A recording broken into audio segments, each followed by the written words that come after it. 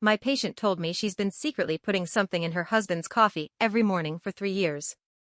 Sarah Martinez sits across from me in the therapy office, her hands trembling slightly as she reaches for the tissue box. At 34, she carries herself with the careful posture of someone who has learned to make herself small, to take up less space in the world. Her voice is barely above a whisper when she finally speaks. I feel so guilty, she begins, the words tumbling out like water through a broken dam. I don't know how it got this far. I just wanted to help. Sarah's story begins 3 years ago, when her husband Michael received a promotion at his engineering firm. What should have been a celebration became the catalyst for a nightmare neither of them saw coming. Michael, 36, had always been ambitious, but the new position brought pressures he wasn't equipped to handle. Before we dive in, if you love disturbing psychology cases, smash subscribe for daily patient stories. Like this video if today's confession shocks you, and tell me in the comments what's the biggest red flag you've ever ignored in a relationship. He changed almost overnight, Sarah recalls, her eyes distant as she revisits those early days. The Michael I married was gentle, patient with our children Emma and Jake. But after the promotion, he became someone I didn't recognize. The transformation was gradual at first. Michael would come home tense, snapping at minor inconveniences. The children's laughter, once music to his ears, began to irritate him. Sarah found herself walking on eggshells, carefully orchestrating the household to avoid triggering his anger. I thought it was just stress, she explains. I kept telling myself it would pass once he adjusted to the new role. But it didn't pass. It got worse. The verbal outbursts escalated. Michael would explode over forgotten groceries, homework left on the kitchen table, or the normal chaos that comes with raising 2 young children. His voice would boom through their suburban home, causing 8-year-old Emma to retreat to her room and 6-year-old Jake to cling to his mother's leg. The worst part, Sarah continues, her voice breaking, was seeing the fear in my children's eyes. Emma started wetting the bed again. Jake developed a stutter. They were scared of their own father, and I felt powerless to protect them.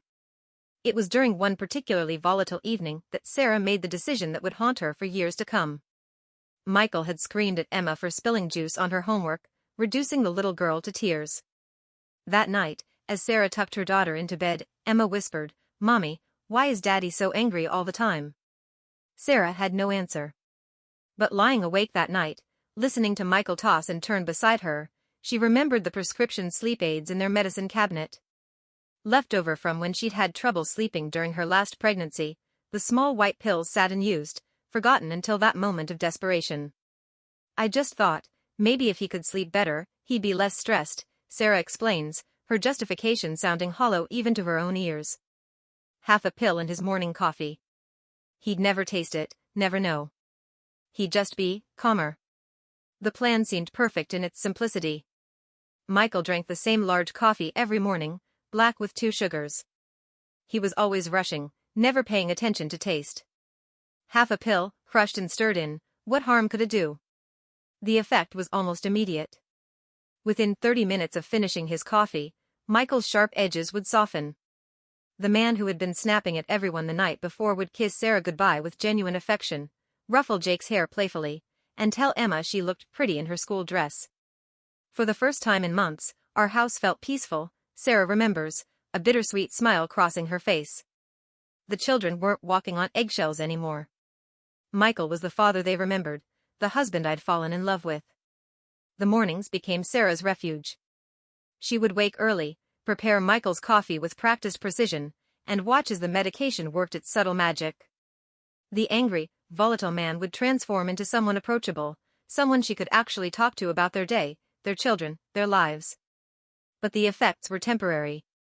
By mid-afternoon, as the medication wore off, Michael would begin to show signs of irritability again. By evening, he was back to his old self, short-tempered, critical, emotionally unavailable. I started giving him a smaller dose in the afternoon, Sarah admits, her voice filled with shame. I'd make him tea when he came home from work. Just a quarter tablet. I told myself it was helping everyone, him, me, the kids. What began as a desperate measure became a calculated routine. Sarah developed an elaborate system for managing Michael's medication. She learned his schedule, his moods, his triggers. She became an expert at reading the signs that indicated when the previous dose was wearing off. The prescription ran out within 2 months. Sarah faced a dilemma: confess what she'd been doing and risk Michael's rage, or find another way to continue. The choice seemed obvious. She couldn't go back to the chaos, couldn't subject her children to that environment again. I made an appointment with my doctor, Sarah recounts, her hands clasped tightly in her lap. I told her I was having trouble sleeping, that the stress at home was overwhelming. She was so understanding, so willing to help.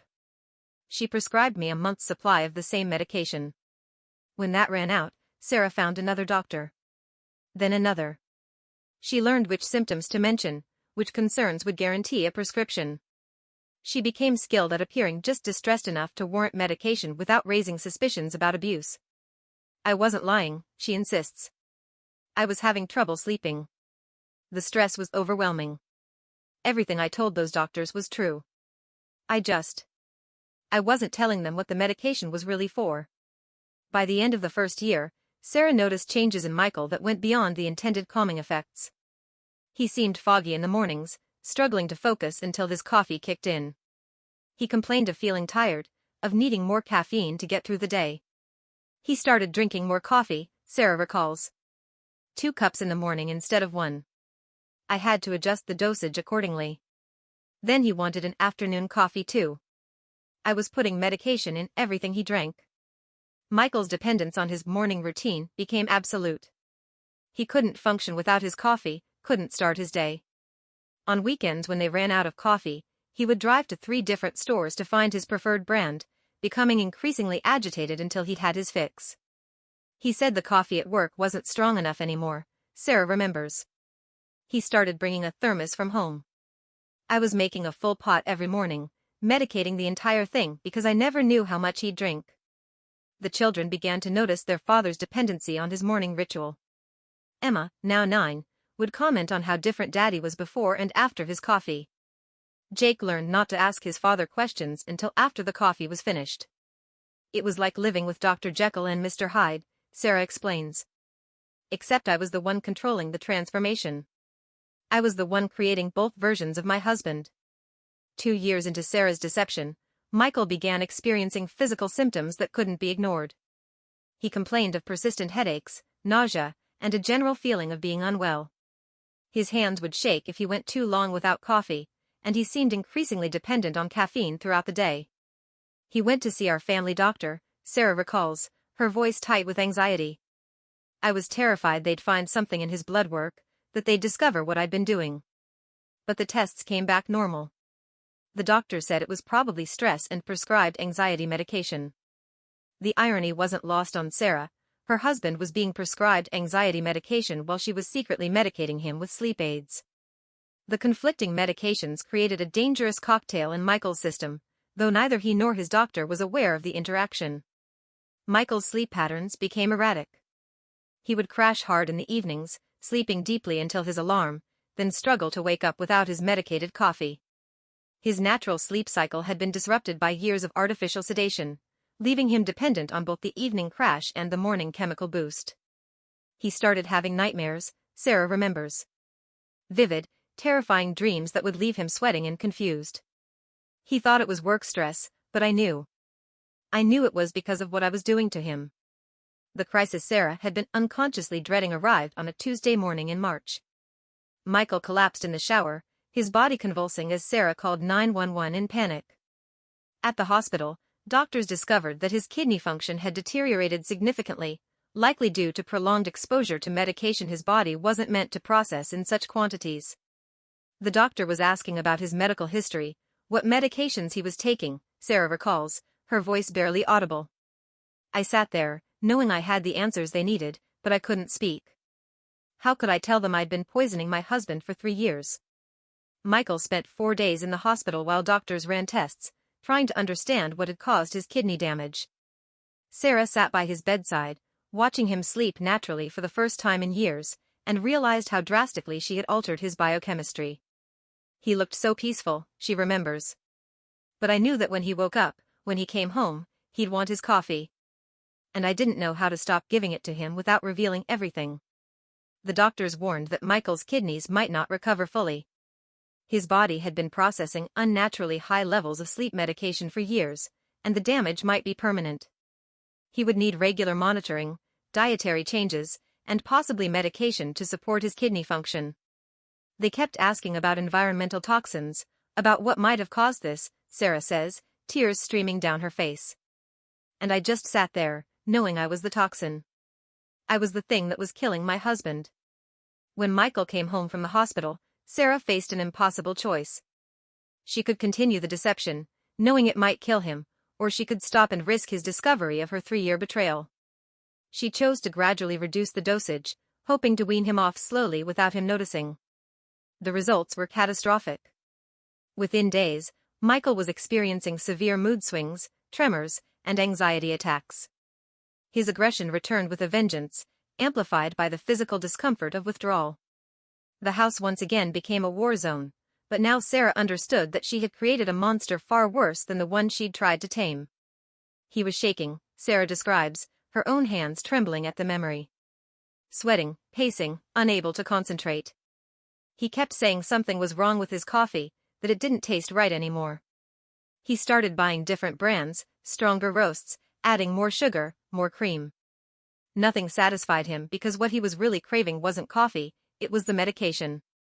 The children, who had grown accustomed to their calm, medicated father, were now facing a version of him they'd never seen. His withdrawal symptoms made him unpredictable, volatile, and dangerous. Emma began having panic attacks, and Jake started exhibiting aggressive behavior at school, mimicking his father's outbursts. I realized I had to choose, Sarah says, her voice hollow with exhaustion. I could let him suffer through withdrawal and probably lose my family when he discovered what I'd done, or I could keep medicating him and watch him die slowly from kidney failure. The decision to confess came when Michael, in the throes of withdrawal, grabbed Jake by the shoulders and shook him for spilling cereal on the floor.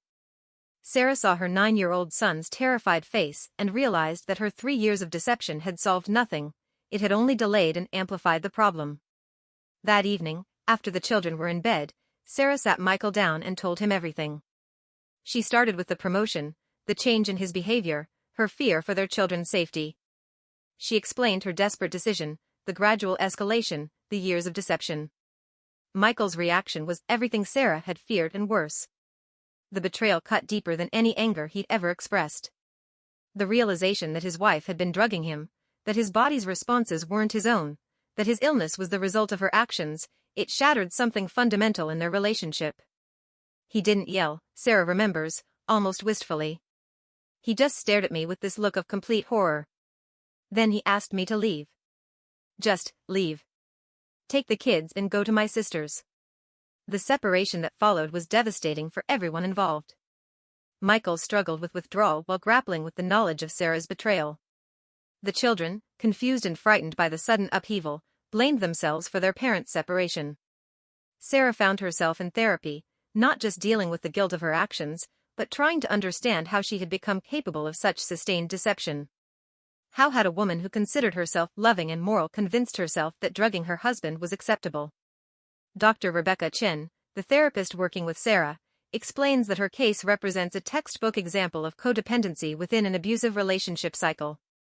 Sarah became so focused on managing Michael's emotions and protecting her children that she lost sight of healthy boundaries and appropriate responses to abuse. Codependency, Dr. Chen explains, often develops when someone becomes so invested in controlling another person's behavior that they lose their own sense of agency and moral compass. Sarah's decision to medicate Michael wasn't made in a vacuum, it was the culmination of months of walking on eggshells, of taking responsibility for his emotions, of believing that she could and should fix him. In healthy relationships, we don't take responsibility for managing our partner's emotions, Dr. Chen notes. But in codependent relationships, one person becomes hypervigilant about the other's moods, constantly adjusting their behavior to prevent outbursts or conflict. Sarah's gradual assumption of responsibility for Michael's emotional state made her decision to medicate him seem logical, even necessary. She had already been managing his environment, his triggers, his schedule. Adding medication to his coffee felt like a natural extension of her caretaking role. I thought I was protecting my family, Sarah reflects during one of her therapy sessions. But what I was really doing was enabling Michael's abusive behavior while simultaneously abusing him myself. I became both victim and perpetrator. Dr. Chen identifies several factors that kept Sarah trapped in the abusive cycle, even after she began medicating Michael. The first was the intermittent reinforcement of Michael's good behavior during his medicated periods. Abusive relationships are often characterized by cycles of tension, explosion, reconciliation, and calm, Dr. Chen explains. Sarah's medication created artificial periods of calm, which reinforced her belief that Michael was capable of being the loving husband and father she remembered. This intermittent reinforcement, the unpredictable mixture of kindness and cruelty, is one of the most powerful psychological tools for maintaining control over another person. Sarah became addicted to the glimpses of the man she'd married, even though she was artificially creating those moments. The second factor was Sarah's gradually eroded sense of self-worth and agency. Living with verbal abuse and emotional volatility had convinced her that she was somehow responsible for Michael's behavior, that if she could just manage the situation correctly, everything would return to normal. Victims of emotional abuse often develop hypervigilance, Dr. Chen notes. They become so focused on preventing the next outburst that they lose sight of the fact that they shouldn't have to prevent outbursts at all. Sarah's solution, medicating Michael, came from a place of learned helplessness. Emma and Jake, now 11 and 9 respectively, have been profoundly affected by their parents' toxic dynamic. During family therapy sessions, it becomes clear that both children have developed coping mechanisms that will require years of work to undo. Emma has become hypervigilant like her mother, constantly monitoring adults' moods and adjusting her behavior accordingly. She has learned to be perfect, never messy, never loud, never needing anything that might upset the fragile peace of their household. I always knew when Daddy was going to be angry, Emma explains to Dr. Chen. But I never knew why sometimes he was nice in the morning and mean at night. I thought it was something I was doing wrong. Jake has internalized his father's aggression, displaying behavioral problems at school and struggling with emotional regulation. He has learned that anger is an appropriate response to frustration, that yelling gets results, that smaller people should fear larger ones. The most tragic aspect of this case, Dr. Chen reflects, is that Sarah's attempts to protect her children from witnessing their father's abuse actually exposed them to a more complex and confusing form of dysfunction. They learned that love involves deception, that peace requires manipulation, that adults can't be trusted to be who they appear to be. Michael's physical recovery has been complicated by the psychological trauma of discovering his wife's deception. Dr. James Wilson, the nephrologist treating Michael's kidney damage, explains that the long-term administration of sleep medication has created multiple health issues. Michael's kidneys were processing levels of medication that were never intended for long-term use, Dr. Wilson explains. The damage is significant but not irreversible. However, his body has also developed a physical dependence that requires careful medical supervision to address. The withdrawal process has been medically supervised, with Michael receiving appropriate medications to manage the symptoms while his body adjusts to functioning without the artificial sedation. The process has taken months, and Michael's sleep patterns, energy levels, and emotional regulation are still stabilizing. What's particularly concerning, Dr. Wilson notes, is that Michael's natural stress response mechanisms were suppressed for 3 years. His body forgot how to process normal levels of workplace stress, parental frustration, and daily irritations. He's essentially having to relearn how to be human without chemical assistance. Sarah's actions, while motivated by desperation and love, constitute a serious crime. Attorney David Park, who has reviewed the case, explains that secretly administering medication to another person is considered poisoning in most jurisdictions, regardless of intent. The fact that Sarah was trying to help her family doesn't change the legal reality of what she did, Park explains. She obtained medications under false pretenses, administered them without consent, and caused significant physical harm to her husband. In many states, this would be prosecuted as a felony.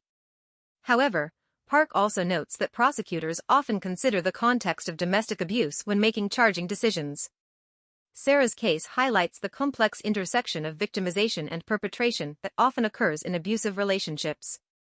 Sarah was both a victim of Michael's emotional abuse and a perpetrator of criminal behavior, Park observes. The legal system struggles with cases like this because they don't fit neatly into our categories of victim and offender. The ethical implications are equally complex. Sarah violated fundamental principles of consent and bodily autonomy, yet she was also trying to protect her children from witnessing domestic violence. Her actions potentially saved her family from escalating abuse, but they also created a different form of abuse. Sarah's individual therapy has focused on understanding the psychological factors that led to her decision to medicate Michael. Dr. Chen has helped her recognize the patterns of codependency that made such extreme caretaking seem reasonable. Sarah had to learn to differentiate between helping and controlling, Dr. Chen explains. She thought she was helping her family, but what she was really doing was trying to control Michael's emotions and behavior. True helping would have involved setting boundaries, seeking professional help, or leaving the relationship. The therapy has also addressed Sarah's trauma from living in an emotionally abusive environment. Years of walking on eggshells, managing Michael's moods, and protecting her children had left Sarah with her own psychological wounds that needed healing. I had to learn that I wasn't responsible for Michael's anger, Sarah reflects. I couldn't fix him, couldn't control him, couldn't make him into the person I wanted him to be. But I also had to face the fact that my attempt to control him was its own form of abuse. Sarah has also had to confront her own capacity for deception and rationalization. The woman who saw herself as moral and loving had to accept that she was capable of sustained, calculated harm to someone she claimed to love. The hardest part, Sarah admits, wasn't confessing to Michael or facing the legal consequences. It was looking in the mirror and realizing I wasn't the person I thought I was. I was capable of things I never imagined, and that was terrifying. Michael's therapy has been equally challenging. Beyond dealing with the physical effects of withdrawal and kidney damage, he has had to confront the reality of his own abusive behavior and its role in creating the crisis. Michael had to accept that his emotional abuse of Sarah and the children created the conditions that led to her desperate actions, explains Dr. Robert Hayes, Michael's therapist. This doesn't excuse what Sarah did, but it does provide context for understanding how the situation deteriorated so dramatically. Michael's recovery has involved learning healthy coping mechanisms for workplace stress, developing emotional regulation skills, and addressing the underlying issues that led to his abusive behavior after his promotion. I was so focused on blaming Sarah for what she did to me that I initially couldn't see my own role in creating the problem, Michael admits. Yes, she violated my trust and harmed my body. But I had been violating her sense of safety and harming our children's emotional well-being for months before she started medicating me. The couple's separation has given Michael space to work on himself without the pressure of managing a relationship. He has had to learn to function without the artificial chemical assistance he unknowingly relied on for 3 years, rediscovering his authentic personality and emotional responses. Emma and Jake have been in therapy to address the complex trauma they experienced. Their therapist, Dr. Sarah Martinez, has focused on helping them understand that their parents' problems were not their fault and that they deserve to feel safe in their home. Both children were exhibiting symptoms of complex trauma, Dr. Martinez explains. They had learned to monitor adult emotions, to take responsibility for managing family dynamics, and to suppress their own needs to maintain peace. These are significant psychological burdens for children to carry. Emma's perfectionism and hypervigilance have required careful therapeutic work to help her understand that she doesn't need to be responsible for adult emotions. Jake's aggressive behaviors have been addressed through play therapy and emotional regulation training. The children's recovery has been complicated by the fact that both parents were simultaneously victims and perpetrators, Dr. Martinez notes. They love both parents but feel confused about who to trust and how to make sense of what happened to their family. After 8 months of separation and individual therapy, Sarah and Michael have begun couples counseling with Dr. Angela Torres, a specialist in domestic violence and addiction recovery. The process has been slow and difficult, with both partners struggling to rebuild trust after such profound betrayals. Reconciliation isn't always possible or advisable after such serious violations of trust, Dr. Torres explains. But in this case, both partners have demonstrated genuine commitment to understanding their roles in the dysfunction and making lasting changes. The couple's therapy has focused on several key areas: establishing healthy boundaries, developing new communication patterns, creating safety for the children, and addressing the underlying issues that led to both Michael's abuse and Sarah's deception. We've had to basically rebuild their relationship from scratch, Dr. Torres notes. They can't go back to who they were before this happened, too much damage has been done. But they can potentially create something new and healthier if they're both willing to do the work. Michael has had to accept that his emotional abuse created an environment where Sarah felt her only options were to endure the abuse or find a way to secretly control it. Sarah has had to accept that her solution, while understandable, was still a profound violation of Michael's autonomy and trust. Trust isn't just rebuilt through time, Dr. Torres explains. It's rebuilt through consistent actions, transparent communication, and genuine accountability. Both Sarah and Michael have had to demonstrate real change, not just promise it. Sarah's case illustrates several important principles about domestic abuse and its effects on families. Dr. Elena Rodriguez, director of the Metropolitan Domestic Violence Prevention Center, uses Sarah's story as a teaching tool for professionals working with abuse victims. Sarah's case demonstrates how domestic abuse creates impossible situations for victims, Dr. Rodriguez explains. When someone is living with emotional abuse, their decision-making becomes compromised. They're constantly in survival mode, trying to manage an unmanageable situation. The case also highlights how abuse affects children, even when they're not direct targets. Emma and Jake were profoundly impacted by the family dynamics, developing their own trauma responses and unhealthy coping mechanisms. Children in abusive homes often become hypervigilant, trying to prevent the next outburst or protect the victimized parent, Dr. Rodriguez notes. They lose their childhood innocence and take on responsibilities that no child should bear. Perhaps most importantly, Sarah's case demonstrates how abuse can turn victims into perpetrators. The desperation to escape or control an abusive situation can lead to behaviors that the victim would never have considered under normal circumstances. Sarah's not a bad person who did a bad thing, Dr. Rodriguez emphasizes. She's a good person who was driven to desperate measures by an impossible situation. That doesn't excuse her actions, but it does help us understand how abuse creates cycles of harm that extend far beyond the initial violence. Mental health professionals who have studied Sarah's case have identified several missed opportunities for intervention. Dr. Patricia Williams, who trains therapists in domestic violence recognition, points to several red flags that could have led to earlier identification of the abuse. Sarah's hypervigilance about Michael's moods, her elaborate strategies for managing his environment, her assumption of responsibility for his emotions, these are all classic signs of someone living with emotional abuse, Dr. Williams explains. The case also highlights the importance of asking direct questions about safety and abuse, even when clients present with seemingly unrelated concerns. Sarah had multiple interactions with healthcare providers while seeking medication, but none of them explored the underlying reasons for her sleep difficulties or stress. Healthcare providers need to be trained to recognize that unexplained physical symptoms, sleep disturbances, and anxiety can all be indicators of domestic abuse, Dr. Williams notes. If one of Sarah's doctors had asked the right questions, this entire situation might have been prevented. Sarah ultimately pled guilty to reckless endangerment and assault charges, receiving a suspended sentence with probation, community service, and mandatory counseling. The prosecutor's decision to offer a plea deal reflected the complex circumstances of the case and Sarah's cooperation with law enforcement.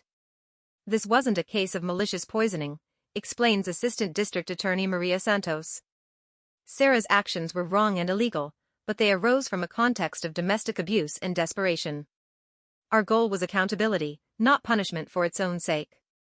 Michael chose not to pursue civil litigation against Sarah, focusing instead on their family's healing and recovery.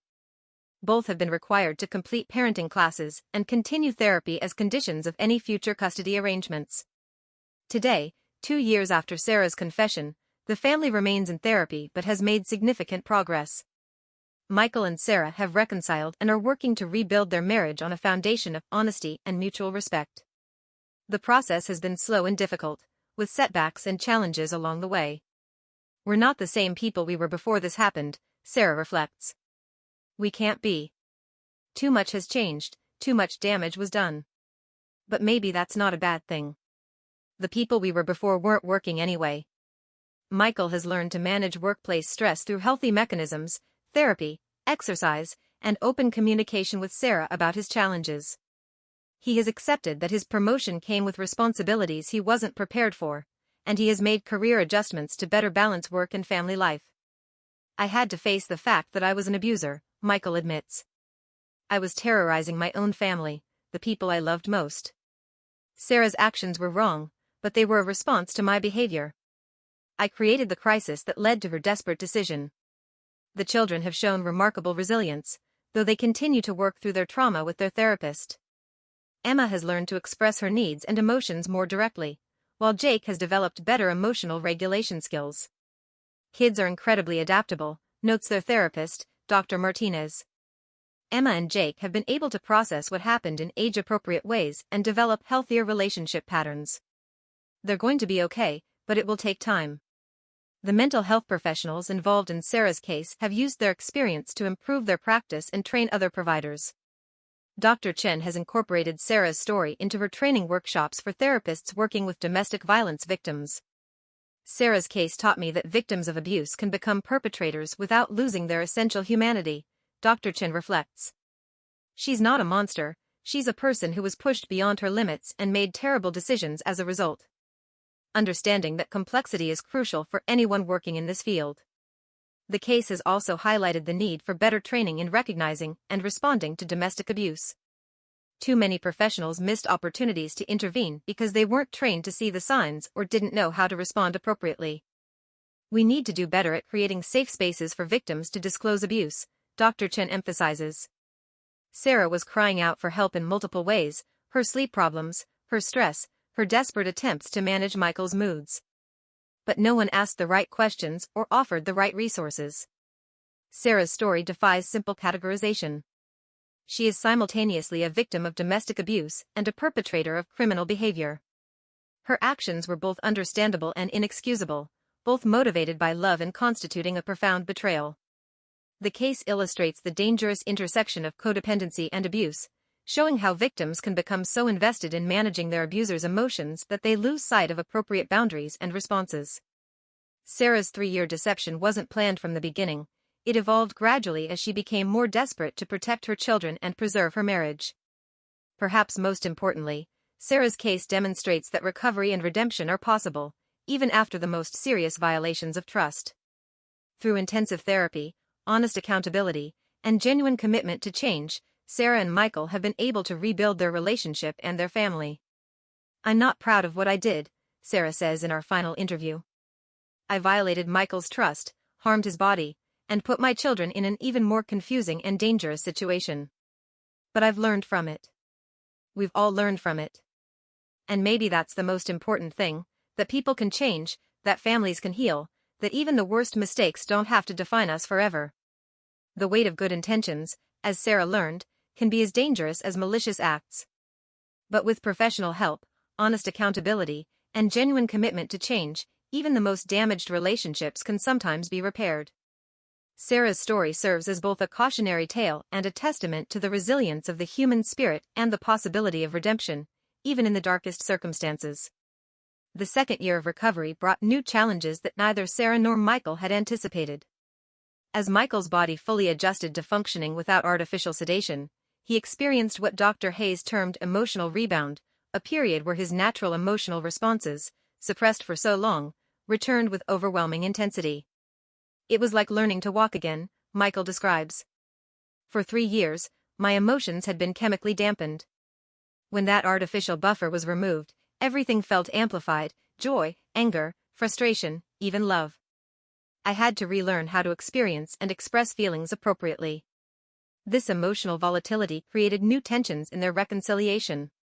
Sarah, hypervigilant from years of monitoring Michael's moods, found herself slipping back into old patterns of trying to manage his emotional state.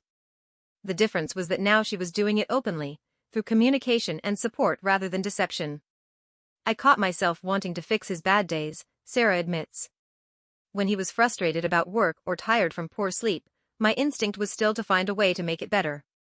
Dr. Torres had to remind me repeatedly that Michael's emotions are his to feel and manage, not mine to control."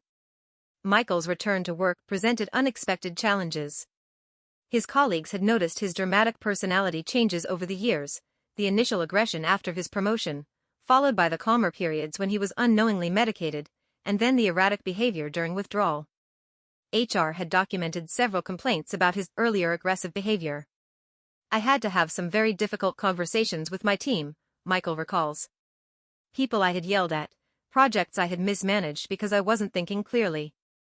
I couldn't tell them the whole truth, that would have violated Sarah's privacy and opened up legal issues, but I could acknowledge that I hadn't been the leader they deserved."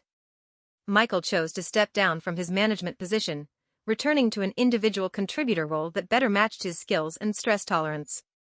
The decision was difficult for his ego but necessary for his recovery and his family's stability. Success at work isn't worth destroying my family, he reflects. I spent 3 years trying to prove I could handle the pressure of leadership, but I couldn't. And that's okay. Not everyone is meant to be a manager, and there's no shame in knowing your limits. Sarah's own career had suffered during the years of crisis. As a nurse, she had always prided herself on her integrity and commitment to patient safety. The realization that she had violated these principles in her personal life led to a period of deep professional soul-searching. I had to report what I'd done to my nursing board, Sarah explains. It was one of the hardest things I've ever had to do, but I couldn't continue practicing without being honest about my actions. Nurses are held to high ethical standards, and I had violated them. The nursing board placed Sarah on probation and required her to complete additional ethics training and regular supervision. Rather than ending her career, this process helped her develop a deeper understanding of professional boundaries and the importance of seeking appropriate help when personal crises arise. The irony wasn't lost on me, Sarah reflects. I was so focused on protecting my family that I forgot about all the other ways I could have sought help. I had access to employee assistance programs, domestic violence resources, family counseling services. I chose the most dangerous path because I thought I had to handle everything alone. Sarah now speaks at nursing conferences about the intersection of personal and professional ethics, helping other healthcare workers recognize when their personal struggles might compromise their professional judgment. Emma and Jake's recovery has been marked by both significant progress and ongoing challenges. Emma, now 13, has developed a sophisticated understanding of family dynamics that is both impressive and concerning for her age. Emma sometimes acts more like a family therapist than a teenager, Dr. Martinez observes. She's incredibly insightful about emotional patterns and family communication, but she still struggles with just being a kid. She feels responsible for maintaining family peace, even though we've worked extensively on helping her understand that's not her job. Jake, at 11, has shown remarkable resilience but continues to work through his own trauma responses. His earlier aggression has largely resolved, but he sometimes struggles with trust and emotional vulnerability. Jake has learned to be very careful about who he opens up to, Dr. Martinez notes. The experience of having his father be unpredictably volatile, followed by the discovery that his mother had been secretly medicating his father, has made him wary of adult authenticity. He's always looking for hidden agendas or secret motivations. Both children have been involved in a support group for children from families affected by domestic violence and substance abuse. The group has helped them understand that their experiences, while unusual, are part of a broader pattern of family dysfunction that many children navigate. Sarah and Michael's extended families have struggled to understand and accept what happened. Michael's parents initially blamed Sarah entirely, unable to comprehend how their son's behavior contributed to the crisis.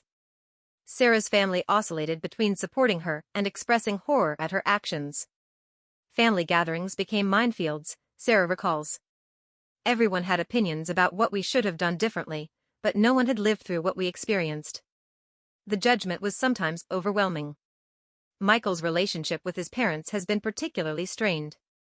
They struggle to accept that their son was emotionally abusive and continue to view Sarah as the primary villain in the story. This has created additional stress for Michael, who finds himself defending Sarah while also acknowledging the validity of his parents' hurt and confusion.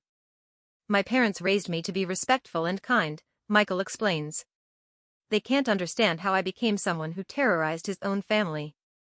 It's easier for them to believe that Sarah is manipulative and evil than to accept that their son was capable of abuse. Sarah's mother has become an unexpected source of support, having recognized parallels between Sarah's situation and her own marriage decades earlier.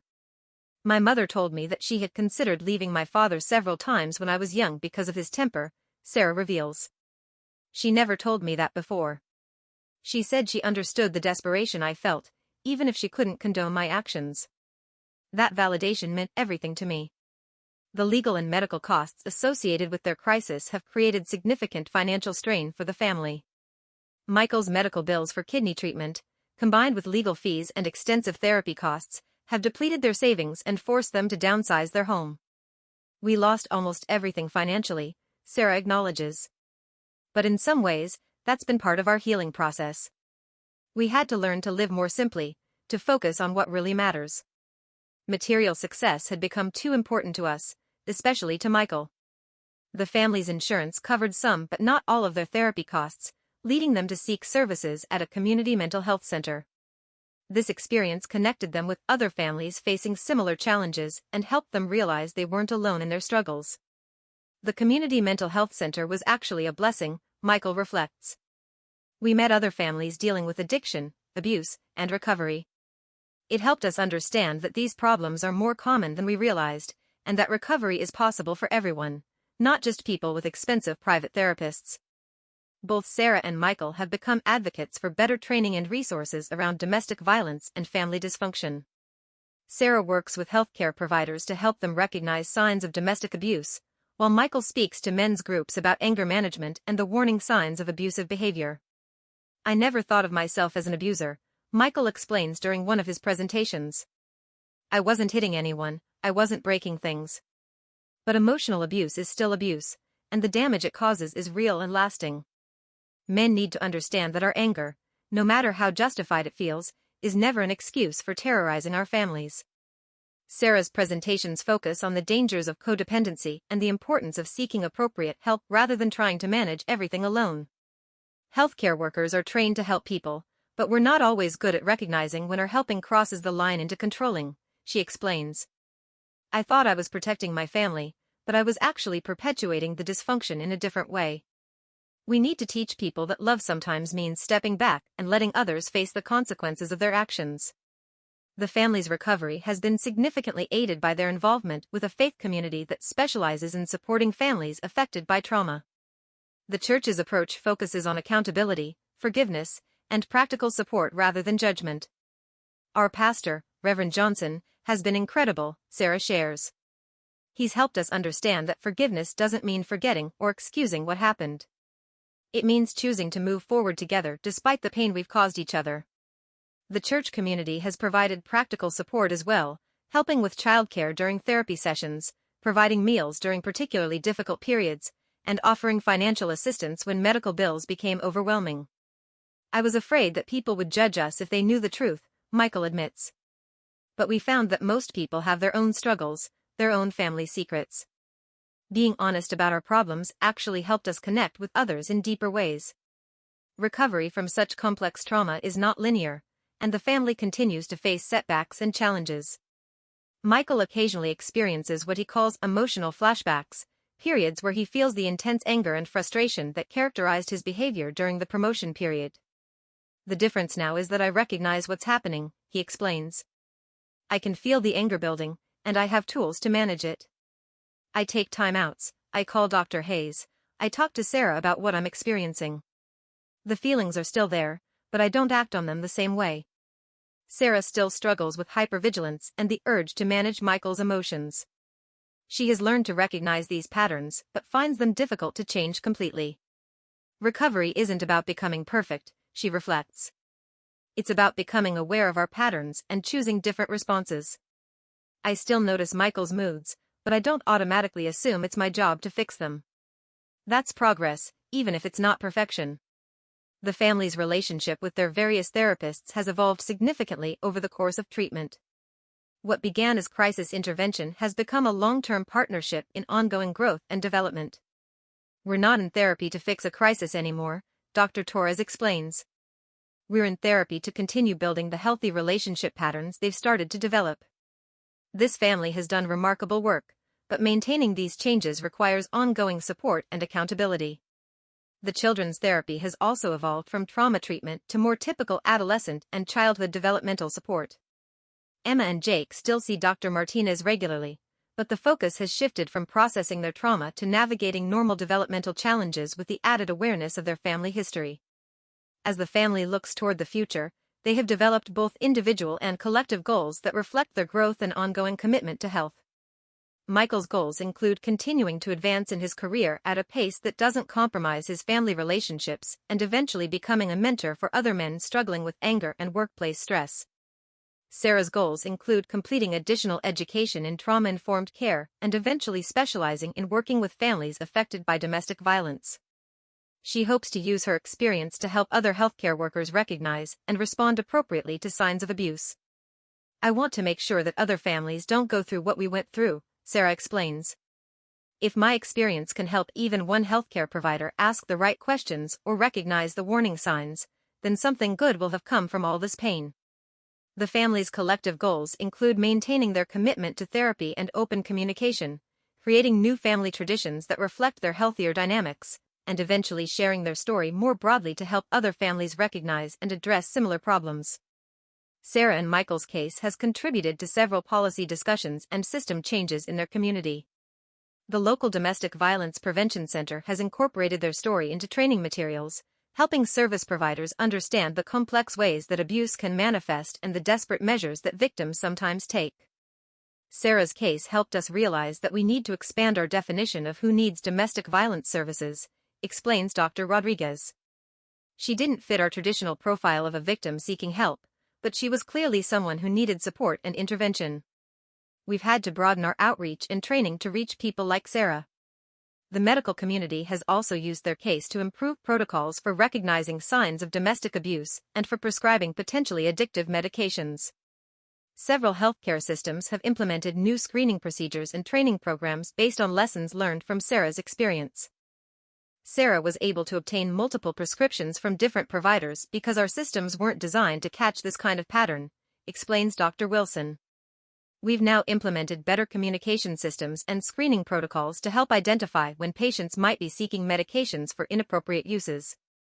The family's recovery has had unexpected positive effects on their broader community. Emma and Jake's school has implemented new programs for supporting children from families affected by trauma, after teachers noticed the positive changes in both children following their therapeutic intervention. Emma and Jake's growth has been remarkable, notes their school counselor, Mrs. Peterson.